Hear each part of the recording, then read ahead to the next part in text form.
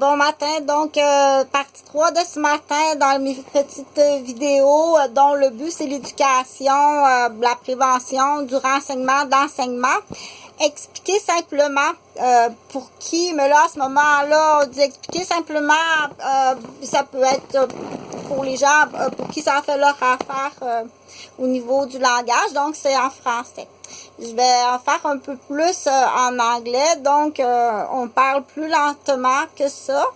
Parler rapidement indique un problème, comme j'ai dit sur la vidéo juste avant celle de ce matin, samedi matin. Bon samedi matin. Donc, je suis étudiante en faculté de médecine dans un volet qu'on appelle santé sexuelle. Du coup, je suis infirmière, donc j'ai plus de 30 années d'ancienneté en tant qu'infirmière au Québec dans tous les ministères, autant le ministère de la Santé et de l'Éducation que le ministère de la Protection, le ministère de l'Environnement. Donc, ça c'est important, c'est des clés qu'on appelle des mots-clés, des mots importants. Parce qu'après ça, quand arrive le temps de réfléchir, de penser, je vais dire quelque chose qui a rapport à l'éducation. Je vais dire le même sujet, mais qui a rapport à la santé. Je vais dire le même sujet qui a rapport à la sécurité et la loi. Puis je vais dire le même sujet qui a le rapport avec l'environnement. Puis la protection des petits-enfants, des adultes, des personnes âgées, des personnes handicapées. Donc, mes vidéos, entre autres, tu peux pas bloquer pas les vidéos. C'est pas impossible que les vidéos soient bloquées, ce qu'on appelle une prise d'otage. Tout comme moi, je l'ai expliqué, ça fait plus de 5 ans que je l'explique sur vidéo. Ça fait plus de 15 ans que je l'explique verbalement. Ça fait plus de 20 ans que je l'explique en dossier électronique, en dossier papier officiel, en témoin, dans tous les secteurs que je viens de nommer. Au Québec, que pour dire que j'arrive à une conclusion, au fur et à mesure que j'ouvre un portique d'information sur la problématique, écoute comme faut, c'est une prise d'otage, je suis pas la seule. Les prises d'otage dans les écoles, les prématernelles, les maternelles, dans les classes, exemple, le professeur d'anglais de 3e année pris en otage, son professeur d'anglais de 3e année. Ta garderie à Rosemère est pris en otage, non seulement juste la gardienne, mais les enfants et les parents, et même les grands-parents. Et cette prise d'otage-là, c'est pas moi qui a fait, là, parce qu'il faut l'expliquer très, très simplement. Parce que les gens sont rendus âgés ou endommagés. Et très endommagés. Et qui les endommage? C'est les criminels qui nous ont pris en otage. Et ces criminels-là, c'est des gens qui ont beaucoup de pouvoir. Donc, je suis pas la seule garderie qui est prise en otage. Par contre, dans les dernières garderies ou prématernelles et maternelles, ça se fait plus hypocritement. Ils vont démolir ta vie. Ils vont démolir ta capacité cognitive, mais en silence. Moi, ça s'est pas fait en silence. C'était pas mal dans les premières gaffes. OK? Dans l'exemple, vous partez en vacances justement aujourd'hui.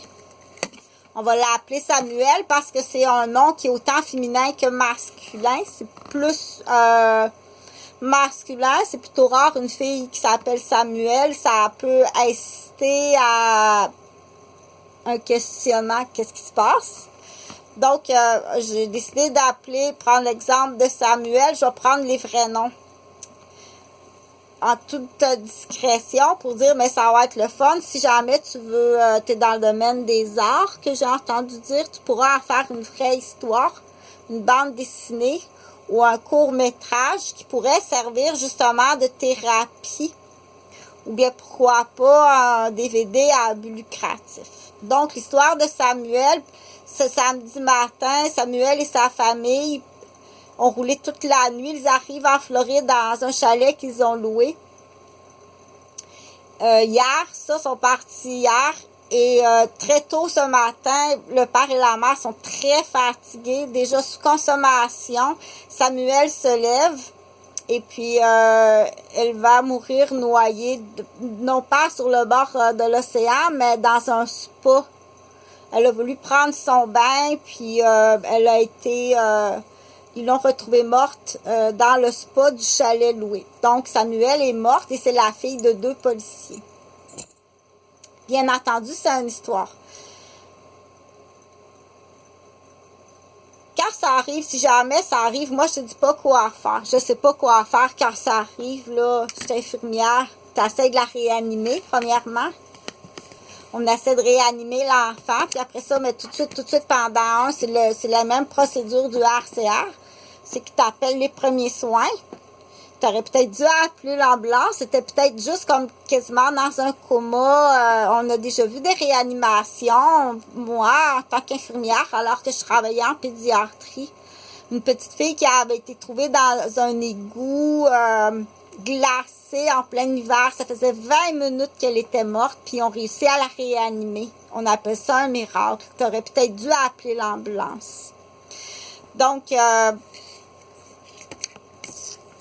ça, c'est vrai, c'est une patiente que j'ai eue quand je travaillais comme infirmière à l'hôpital Maisonneuve-Rosemont en pédiatrie. Je l'ai eue, cette petite patiente-là. Elle a été 20 minutes de temps morte dans un canal congelé à Montréal. Elle est tombée sur la glace, puis elle a glissé. Je ne sais pas pourquoi que le couvercle n'était pas là.